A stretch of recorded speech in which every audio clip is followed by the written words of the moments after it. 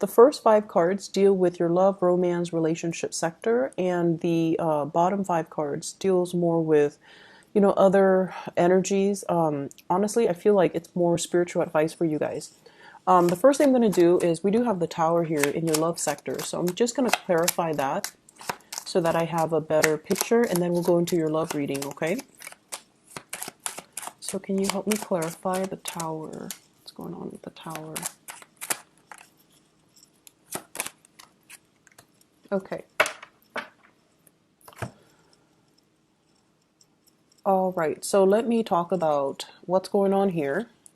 This is your energy, what you're bringing to the table. We have here the Eight of Pentacles. And the Eight of Pentacles is being someone who's very, very committed in relationships. They always want to fix things. And you have an endless amount of patience when you're dealing with people that you love. You don't really keep score. You like to, take care of things, or when problems creep up, you like to fix things. And it's a very admirable and very honorable trait. And I feel like you might have been working at fixing problems in a relationship for many, many, many years. And it's at a point where you're the only one doing all the work or putting in all the effort, and you feel almost like it's not fair. You want things to be a little bit more balanced. I feel for many of you as well, it's almost like the practical consideration of a relationship is what's keeping you and the other person together rather than the passion, the chemistry, the love. And so take this however it fits with your situation. I feel like this is the week where, tempers might flare up. And when you do get mad, when fixed signs get mad, you Leos, Aquarius, and Scorpios, you guys get really fuming mad. Most of the time you're able to, keep your temper in check, keep yourself under control. But I feel like this is the week where things are going to flare up, and issues regarding give and take and security and, kind of like I'm hearing I'm done with this, and then, a door slamming. That's going to be potentially coming into the picture. And what's coming towards you, the person that you're dealing with, we have here the Knight of Wands, and the Knight of Wands is a fire sign. So this is a Sagittarius, an Aries, or a Leo, Sun, Moon, or Rising. This is somebody that kind of comes and go in and out of your life. This is also somebody that brings about a lot of passion, a lot of vitality, a lot of chemistry. They might, come to you in crises. They're trying to lure you away from your work to have some fun with them. They're trying to as well make you an offer for something that is, really fun. Like they're very passionate about you. There's a lot of chemistry coming through from this person. They see you as being too much of a workaholic, or they see you as, hey, you're working too much, let's go out and play. They might solicit you for a one night stand. They might also solicit you to go out dancing, to go traveling, to take some type of a voyage with them, to get away from the mundane, work and home type of a routine. And I also feel as well, this is someone who's quite passionate for you. What they're bringing to the table, though, is we have here the Tower, and the Tower is basically the breakdown in something that we kind of lied to ourselves about and thought that, oh, it's going to be stable. If we just work at it, then it's going to be fine. If we put Band-Aid on solutions, then, the problems will go away. Or if we just ignore it and sweep it under the rug, then it didn't happen. But what's coming in for this week, I feel like things are imploding. Give and take, balance in a relationship, your own security, what you know to be really true and secure versus what you want because it's exciting, but it might not give you that foundation of security. All of these things are being brought up into the picture, or they're being brought up for questioning, because you're going to have to, figure out, do I keep working at this, or do I need to just let it go and cut my losses because the other person is not on board with me? You might be dealing with somebody who's like very in and out of the picture. They might not be around for the long haul. And so if you're getting involved with them, that can prove to be a situation where it's it's not stable enough. It's you don't trust it. Not that you don't trust the other person. They're all shown up in the upright position, but you don't trust that it's going to, give you that long-term stability that you're looking for. And so you're going to have to change your direction and offer your love and your commitment elsewhere.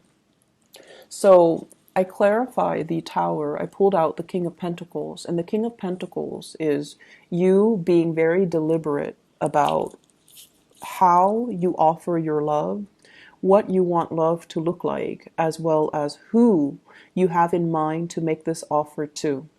So in the past, I feel like for many of you, you might have dealt with people that were a little bit more wrapped up in themselves, their own work. And they might be, attractive, fun, and exciting, but the energy is very kinetic, and I feel like it's all about them. You're working, you're busy doing your own things, and they're constantly coming in, disrupting your routine, your schedule. While that's fun, over time, it can create a lot of stress because you don't know when the next interruption is going to happen. And so there is a paradigm shift within you as to how do I achieve this state? How do I take care of myself? How do I preserve my own financial independence? How do I extract myself from this situation while maintaining my assets, not losing the house, the kids, not having to divide up property? And so I feel like there are calculations that you're taking, okay, to ensure that you don't end up empty-handed and that the other person doesn't, renege on their responsibilities or their promises and kind of leave you high and dry. And so I feel like with this Nine of Wands, this is the energy of the other person where they've been really hurt and they're willing to, come in and give it another go. And I feel like in this situation, you're seeing it as a lost cause and you're just like, I'm going to be making an offer elsewhere and offer it to somebody that is a little bit less self-serving or that is a little bit more anxious to come into the picture for me. So I see a fire sign, Sagittarius, Aries, or Leo, as well as an air sign, Aquarius, Gemini, and Libra. And I feel like you might be transitioning from one person, leaving them behind, allowing that relationship to kind of break down or fall away naturally. And then there's an air sign coming into the picture. Keep in mind as well that these energies are very young. We have the Knight of Wands and the Knight of Swords, two knights. The Knight energy are very passionate, are very excited, and their energy is still very young. So they're both in the upright position, which indicates to me that, you're not messing around with people that are very low vibrational. You actually have pretty good standards, and you want people who are honest and truthful.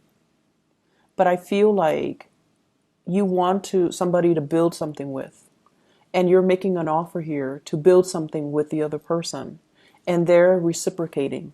So I see very strong air energy coming in. If you're in a partnership with somebody, this is the week where, you're going to have to make a little bit more of demands and allow them to come to you. It's almost like putting that gesture out there so that they can, reciprocate. Okay. So who's making the offer here? I have the Two of Wands and the Five of Cups. So overcoming sadness and regrets and missed opportunities and pining over the past.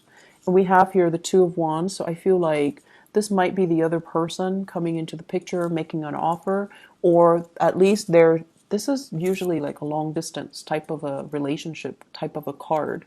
And when I see it, it's almost like missing somebody, longing for somebody. So somebody might, show you first that they're really missing you or longing for you. That then sets in tone the motion for you to make them make an offer to them of something solid, or make a gesture towards them that allows them to kind of come together with you. So there is definitely a bridging of the emotional distance or physical distance happening this week, and I feel like it's going to be quite fruitful for love and relationships overall.